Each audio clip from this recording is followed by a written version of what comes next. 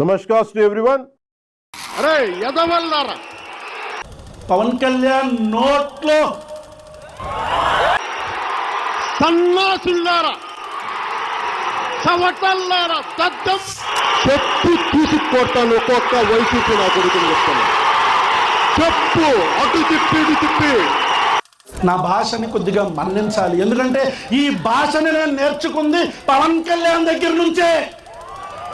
చెప్పు తీసుకొని కొడతా కొడకల్లారా. మతాల మధ్యలో చిచ్చు పెడితే చెప్పు తీసుకొని అటు ఇటు తిప్పి మార్చి కొడతాం కొడకల్లారా. తన కాళ్ళ మీద తాను నిలబడలేని రాజకీయ నాయకుడు ఎప్పుడూ మతం తోకనే పట్టుకుంటాడు, కులాన్నే ఆయుధంగా వాడతాడు. ఆవేశాన్ని తనని అభిమానించే గొర్రెలపై వదిలి ఆ గొర్రెలు వీధి కుక్కలై రెచ్చిపోయి జనాల్ని కరుస్తుంటే తను మాత్రం నా మంచితనాన్ని చేతకనితనంగా తీసుకోకండి అని వేదాలు వల్లిస్తాడు. రాజకీయం ఓ రక్త క్రీడ. రోజుకో వేషం, రోజుకో డ్రామా, రోజుకో శవం. వెండితెర నటుల్ని పక్కన పెట్టే నటన. కానీ ఆ వెండితెర నటుడే రాజకీయ నాయకుడైతే ఆకాశానికి హద్దు లేదు, ఇక డ్రామాలకి కొదవలేదు. తను ఊగిపోతాడు, అది నా మేనరిజం అంటాడు. బట్ పక్కోడు ప్రశ్న పేరుతో ఊగిపోతే నేను ఊరుకోను అంటాడు. ఫ్రీడమ్ ఆఫ్ స్పీచెస్ గురించి నీతులు వల్లిస్తాడు. సో అందరిలాగే ఈ రాజకీయ నాయకుడు కూడా జనం కోపాన్ని వాడుకుంటున్నాడు. ఇది మతం కులం కంటే డేంజర్.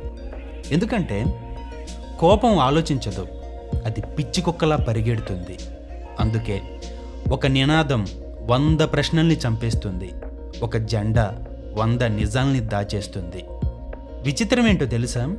ఇక్కడ జనాలు నాయకుణ్ణి ఫాలో అవ్వరు, తమ కోపాన్ని ఫాలో అవుతారు. అరే నా కొడక, రామాయణంలో సీతను వదిలేసిన రాముడి గురించి నువ్వు చెప్పాలి చేపించరా రోల్ చేస్తూ సన్న ఆతుల ధర్మం అని చెప్పని అంటారు. దాన్ని కానీ ఈ ప్రశ్నించే వారికి తెలియంది ఏంటంటే సిస్టంలో బొక్కలు ఉన్నాయి, నీలో నాలో అందరిలో బొక్కలు ఉన్నాయి.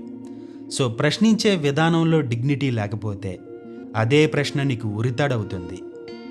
అన్యాయం వల్ల కోపం పుడుతుంది, కోపం వల్ల ప్రశ్న పుడుతుంది, ప్రశ్న వల్ల మార్పు మొదలవుతుంది. కానీ ప్రతి కోపం ప్రశ్నని పుట్టించదు. కొన్ని కోపాలు భక్తుల్ని పుట్టిస్తాయి, కొన్ని గుంపుల్ని పుట్టిస్తాయి, మరికొన్ని ద్వేషాన్ని పుట్టిస్తాయి. చాలా అరుదుగా ఆలోచనల్ని పుట్టిస్తాయి, బానిస సంఖ్యల్ని తెంచుతాయి.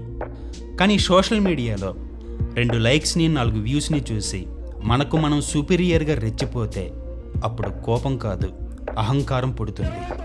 బట్ అహంకారం ఎప్పుడూ ప్రశ్నించదు, పర్సనల్ పైత్యాన్ని రుద్దాలని చూస్తుంది. అప్పుడు పవర్ రాజకీయ నాయకుడిని మాత్రమే పాడు చేయదు, ప్రశ్నించేవాడిని కూడా పాడు చేస్తుంది.